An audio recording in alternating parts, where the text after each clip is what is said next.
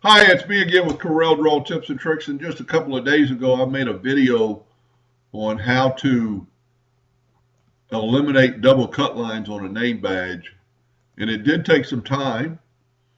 And one of my viewers or subscribers suggested, and I knew this, but I wasn't even thinking about it. And what you do is just have, and this will only work if the name badge is um, a rectangle or a square. It won't be, this will not work if it's a rounded, but if these are just name plates, they're not name badges, I guess, because they're too big. They're 10 by 2. So each one of these is an individual line. And now this is easier to put in the center of your rectangle because there's a center stop. But to alleviate that problem is you just turn on your guidelines. And now you can put crosshairs and you can take that name and it'll snap to that guideline if you have snap to guideline put on, where this is just snapping to the center. So to do this, I've got my guidelines. I'm going to delete some of the guidelines we do not need.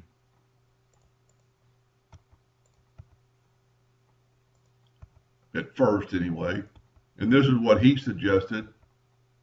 Is just lay down some guidelines. If you brought in you had your rectangles up here, just take some guidelines, take a 2-point line and go from node to node, and it'll actually snap on that node.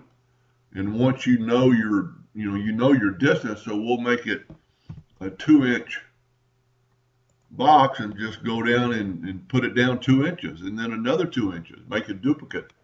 And just draw these lines. Now I'm going to delete that. I'm going to put it back.